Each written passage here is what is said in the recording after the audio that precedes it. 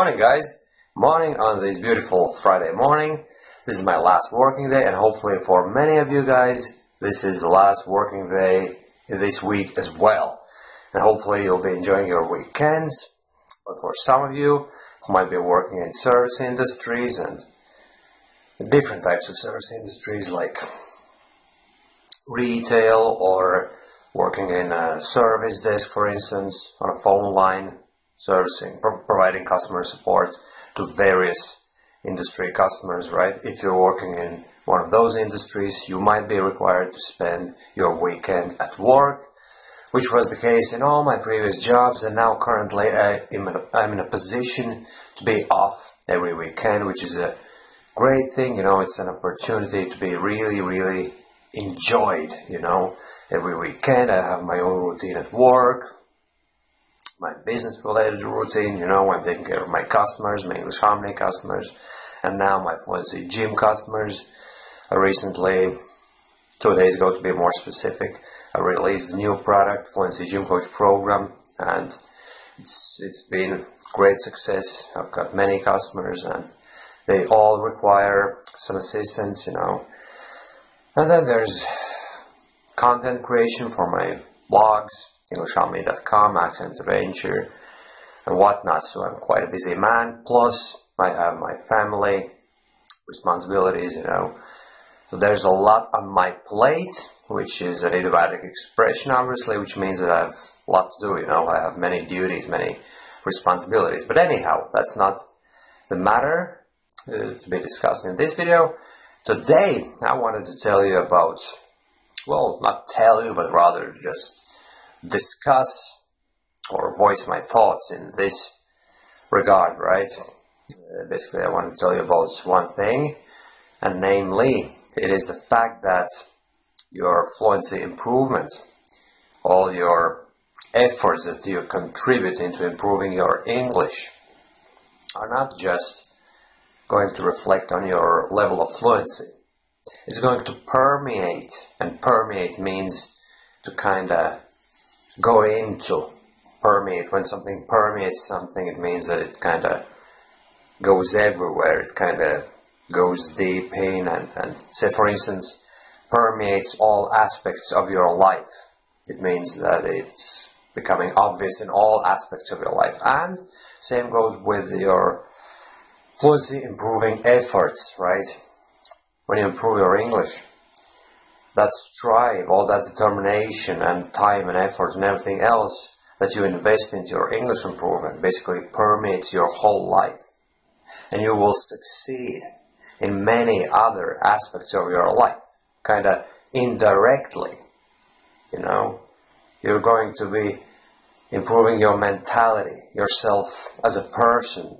You're going to actually improve your personality.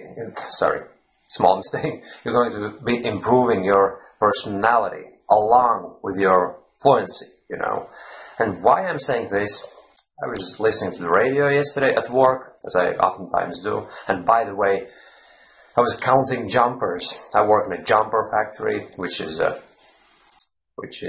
common, not a common, but a simple way of referring to my job. The fancy title is knitwear factory or knitwear manufacturing plant, whatever you call it. But jumper factory is the simplest way to refer to my job. Basically, we manufacture school jumpers. Jumper is a British term. In the States, it might be known as a sweater or something. But anyway, you know the drill. This is a jumper, and basically we make jumpers. And currently, we're having a stock take, which means we have to count all the stock that we have. And I was counting jumpers all day long. And in this regard, you may want to. Sorry, you see, I'm not thinking straight. I got up recently and I'm still a bit not fully woken up, my brain is not firing on all cylinders, which means obviously when a car's engine is not firing on all cylinders, it's not running properly. Same goes with my brain. I can't think straight, I'm still a bit sleepy and so basically, what was I talking about? Yeah, in case you're involved in a lot of counting, you may want to check out this article where I'm talking about the importance of counting in English, And that's what I was doing the whole day, you know. I was counting constantly. And of course, I did it all in English. And that's part of the self-practice, you know. But anyway, the point is, I was listening to the radio, right? And there's a man on the radio, and he says, and he done something like 20 marathons in 20 days, and then 10 Ironman competitions in 10 days or something like that. So basically, he's achieved incredible feats in terms of his fitness development, right? And then he says, as I'm doing this, you know, as I'm being involved in all these terrible meaning grueling exercises, tests to my body, you know, because it is a terrible stress to one's body when you run 20 marathons in 20 days or something like that, you know. Your body's not supposed to take that kind of pressure. You're testing yourself to your limits. You're seeing what you're made of, you know. It's either you make it or you break it, you know. You break yourself, basically. You're putting so much pressure onto yourself. People can actually die, you know. And that's why it's terrible. I would never personally do that, you know. I'm okay with my own fitness routine, with my 5-kilometer runs 2 to 3 times a week and home workouts. Actually, I do it right here, you know. I have the workout bench right there and my dumbbells, and I do push-ups and all sorts of exercises involving the dumbbells, you know. So I'm grand with that, you know. But when that guy was actually pushing himself to the very limits, you know, and putting all that enormous pressure onto his body, he says that it's not so much about the fitness levels, you know, all that fitness activity, you know, all that fitness related life is actually a metaphor, which means, well, metaphor is like figurative speech. It's just another, like, anyway, you get the drill, you know. You see, sometimes you can't explain one word using other words so easily, you know. But anyhow, it's a metaphor for any achievement in life, basically. You achieve so much in the fitness life, and it makes you a so much more determined person, you know, that you will approach even big tasks in life as if they were no big deal, because you know for a fact that you're capable of so much more. You've been to the moon and back, you know. It's figurative speech now, so basically you've done so much, you've achieved so much, done such incredible feats that everyday problems, what we normal people would perceive as problems, don't seem as problems at all, you know what I mean? They're small matters, petty matters that can be dealt with just like that, you know. And it made me realize English fluency improvement is the very same. Over the years, when I was struggling with my fluency, you know, even though I was going through terrible moments, you know, my confidence was down, and I was going through these slumps of confidence and fluency, and fluctuations were terrible. One day I would speak perfectly, and then the other day the fluency would plummet, and I didn't know how to deal with it, you know. And now I have a set of fluency management techniques I employ every now and then, you know, whenever I feel my own fluency, experiencing the trough. You know, trough is the lowest moment. Say a graph, right? Imagine a graph. The top point is the peak, and the lowest point is the trough, you know. And sometimes I do experience those moments, you know. Say, for instance, this morning when I speak with you now, I'm not speaking at 100% of my ability. I do have to think about what I'm going to say a little, you know. But I'm slowing down. I'm not speaking as fast as I normally would, you know, which is one technique among the multitude of the fluency management techniques and strategies, you know, I've come to identify over the years, basically. But anyway, what was my point? You see, guys, I'm terrible at drifting off the subject the whole time. Yes, basically, I was pushing myself very, very hard the whole time, despite all those terrible fluency fluctuations, right? And it made me into a determined person, highly self-motivated and determined. So basically now, after all these years, when I've achieved the fluency that I've actually always dreamt of, and I'm quite happy with my fluency that I possess now, you know, I realized that it's given me a whole new perspective on life, you know. I'm achieving so much more than if I were okay with my fluency back then, well, or lack of thereof, you know, lack of fluency. If I were okay with my English as it was all book-based, textbook-based. I knew a lot of grammar, vocabulary, I could read, write, all that kind of stuff, you know. So if I stayed in my comfort zone, right, I wouldn't have achieved anything. I wouldn't have built these websites for you guys, you know. I wouldn't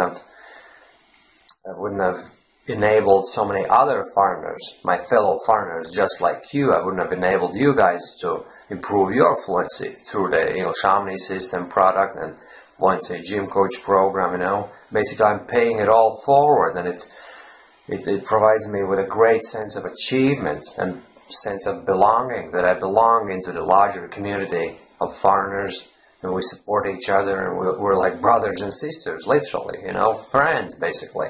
And I enjoy this process, you know. I enjoy helping other people, and basically that's what it's all about. You improve your English. You drive yourself, you find the drive within you, the motivation, determination to constantly practice your English, to learn new things, new phrases. Obviously, by now you definitely know that individual vocabulary words count for nothing. It's all about phrases, expressions, collocations, all that sort of thing, you know.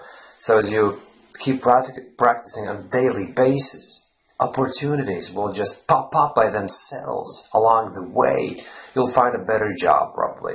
You'll start socializing with native speakers or with other foreign English speakers who don't speak your language, so you're forced to speak with them in English, and you constantly improve your English, and then you become good friends with someone, and down the line over the years there's a billion different variations of how your life could improve if you keep working on your English, you know. So basically, the bottom line is, it's not so much about your English, even though obviously that's your main focus, you know. That's where you're watching this video, that's where you're following me, that's where you've gone onto my blog, my YouTube channel, whatever, you know, because the primary goal of yours, as is mine, is to constantly keep improving your English, and I'm constantly improving mine still, you know, even though I'm quite happy in the position I'm now in. I will keep improving and learning for as long as I live, because if you don't do that, the moment you stop, the development stops and you relapse back into an old state. So you constantly have to improve and learn. It's a given. It's not disputable, you know. But anyhow, basically the opportunities that will avail of themselves to you if you embrace your English improvement fully, with full determination and completely open mind, if you do it constantly. Basically, you'll become a much better person over time. You will develop yourself as a person, your mentality, and your ability to engage with other people and do tasks, everyday tasks. You will, basically, you create your routine around your English improvement, but unbeknownst to yourself, which means you don't even think about it. You're not aware of it, you know. But you're actually putting structure on so many other things in your life. So basically, you're becoming a more organized person, and it all adds up. And I can feel it now. My life is so organized, and I love it. Some people would probably think that organization is kind of goes hand in hand with oppressing yourself, oppressing your true nature, your spirit. You kind of suppress yourself. You're not allowing yourself to live as you want, do as you want, is kind of the ultimate freedom, right? But I would rather say that do as you want destroys you as a person, you know what I mean? If you just do random things, whatever you want, whatever your instinct tells you to do, you basically indulge in all your whims. I'll watch some TV tonight, I'm not going to be bothered making these videos, and I'll just go out there and grab another junk food meal and sit in and have a bottle of wine, you know. If you live your life in this fashion, you know, in this manner, just think about today and not tomorrow, you won't develop yourself and people around you. You'll be stuck. You'll be stuck for an eternity, basically, till the day you unfortunately pass away.